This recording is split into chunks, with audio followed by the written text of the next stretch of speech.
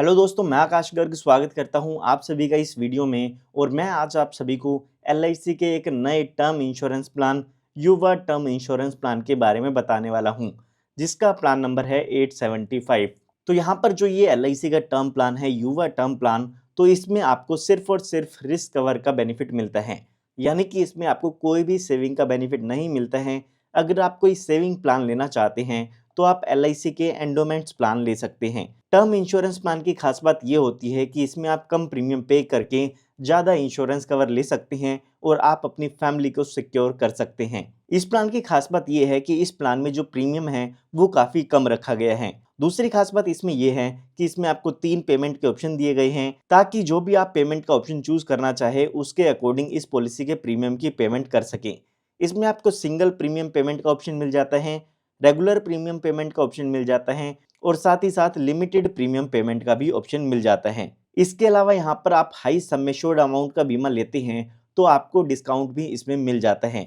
साथ ही साथ वुमेन के लिए भी यहाँ पर कुछ स्पेशल रेट दिए गए हैं, जिनमें वो यहाँ पर इंश्योरेंस प्लान को ले सकते हैं। तो आइए सबसे पहले जान लेते हैं कि इस प्लान को लेने के लिए क्या क्या कंडीशंस दी गई है। सबसे पहले यहाँ पर बात आती है मिनिमम एज की। तो यहाँ पर अगर आपकी उम्र 18 साल या 18 साल से ज़्यादा की है तो आप अपने लिए इस टर्म प्लान को ले सकते हैं। उसके बाद अगर हम बात करें मैक्सिमम एज की, तो वो एज यहाँ पर 45 साल की दी गई है। 18 से लेके 45 साल तक के व्यक्ति इस इंश्योरेंस प्लान को ले सकते हैं। उसके बाद यहाँ पर बात आती है मिनिमम बेसिक सम एश्योर्ड की। तो वो अमाउंट यहाँ पर दिया गया है 50 लाख रुपए का, यानी कि कम से कम आपको 50 लाख रुपए का बीमा इसमें लेना होगा। उसके बाद अगर हम बात करें मैक्सिमम बेसिक सम एश्योर्ड की, तो वो यहाँ पर 5 करोड़ रुपए का दिया गया है। मैक्सिमम सम एश्योर्ड डिपेंड करता है आपकी इनकम पर और आपकी हेल्थ कंडीशन पर, कि उसके बेसिस पर आपको कितना ज़्यादा से ज़्यादा एलआईसी इंश्योरेंस दे सकती है। उसके बाद यहाँ पर बात आती है पॉलिसी टर्म की, यानी कि कितने टाइम के लिए आप इस इंश्योरेंस प्लान को ले सकते हैं, या फिर आपका जो इंश्योरेंस कवर है वो कितने टाइम तक इसमें चलता रहेगा। तो यहाँ पर आपको 3 ऑप्शन मिल जाती हैं। सबसे पहला ऑप्शन मिलता है आपको रेगुलर प्रीमियम का,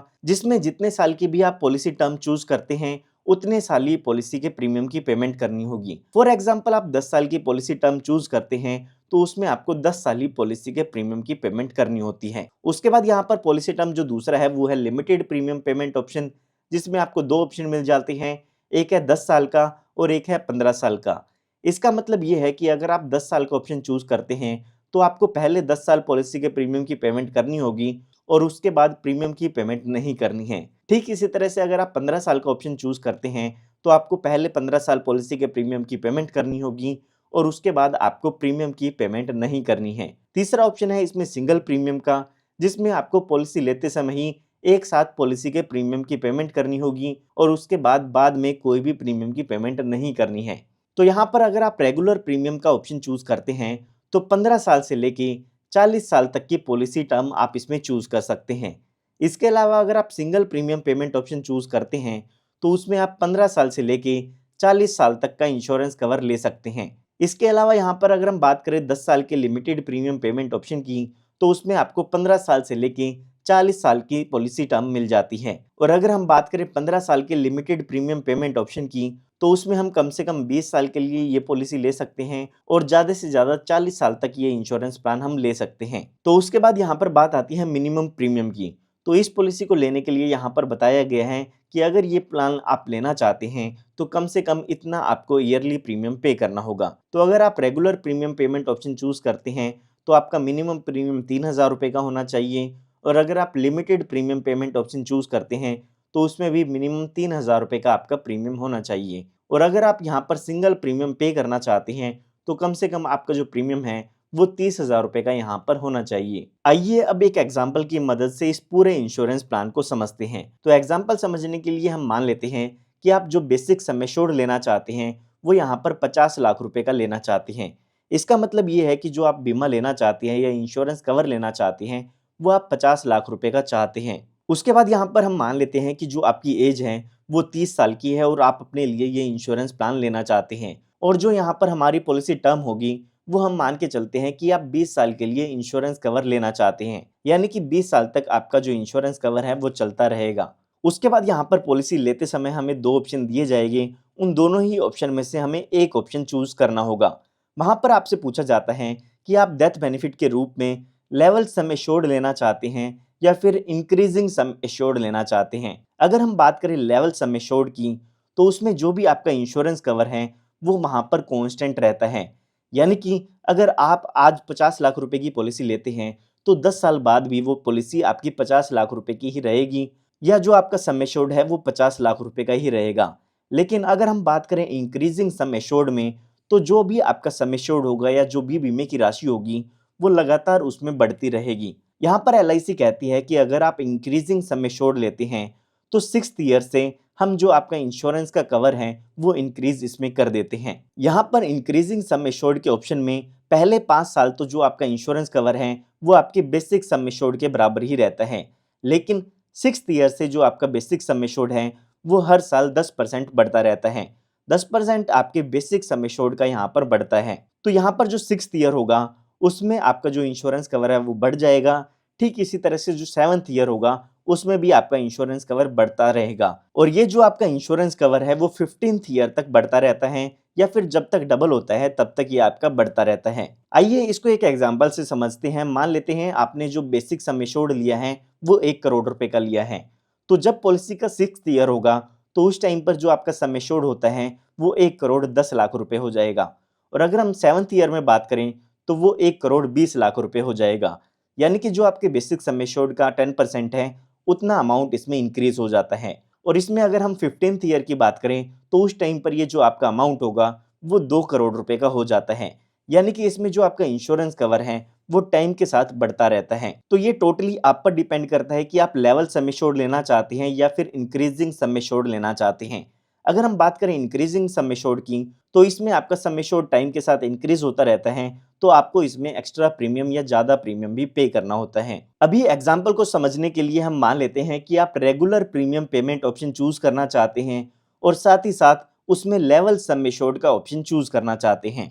अगर यहाँ पर हम प्रीमियम की कैलकुलेशन करते हैं तो सालाना जो प्रीमियम आएगा यहाँ पर आएगा 5,950 रुपये, और अगर हम इसमें 18% जीएसटी ऐड कर देते हैं तो वो टोटल अमाउंट ईयरली प्रीमियम का हो जाएगा 7,021 रुपये का।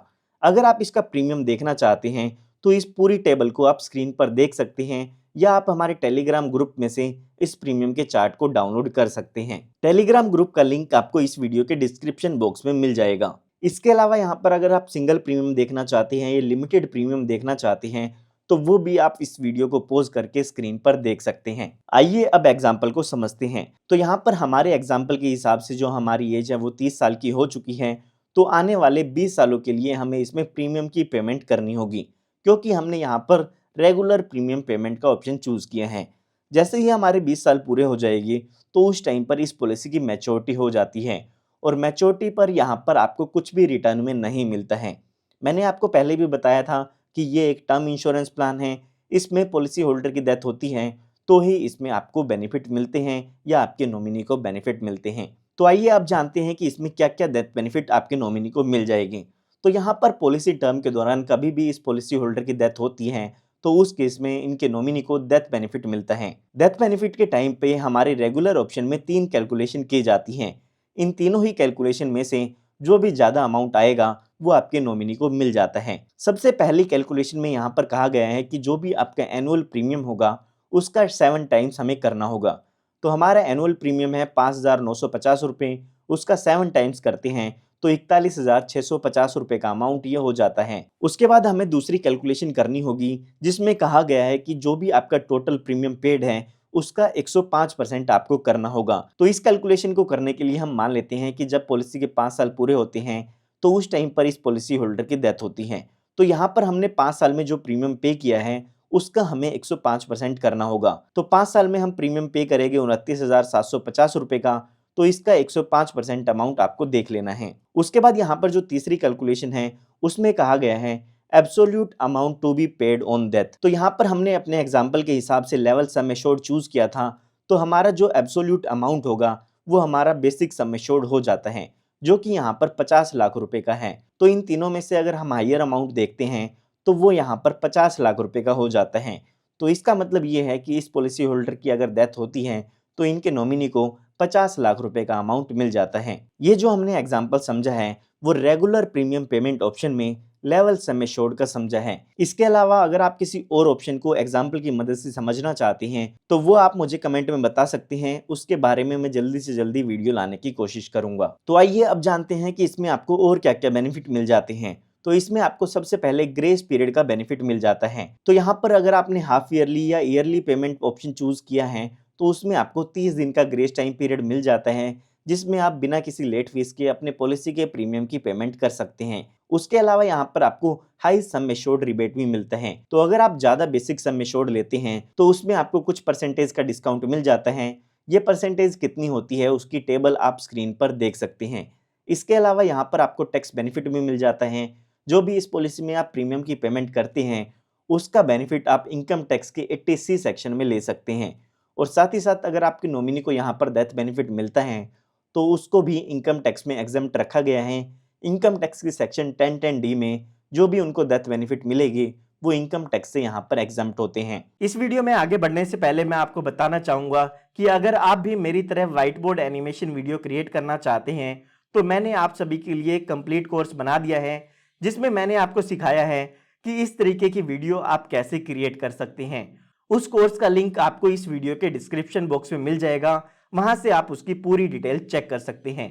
तो यहाँ पर मैं उम्मीद करता हूँ कि आपको LIC के प्लान युवा टर्म प्लान की कंप्लीट इंफॉर्मेशन मिल गई होगी। फिर भी अगर आपको कोई डाउट है तो आप मुझसे कमेंट में पूछ सकते हैं, मैं जल्दी से जल्दी उसका रिप्लाई करने की कोशिश करूंगा। और अगर आप इस तरह की और भी वीडियोस चाहते हैं तो आप हमारे चैनल को सब्सक्राइब कर सकते हैं, क्योंकि इस तरह की लेटेस्ट वीडियोस मैं आप सभी के लिए लाता रहता हूँ। धन्यवाद।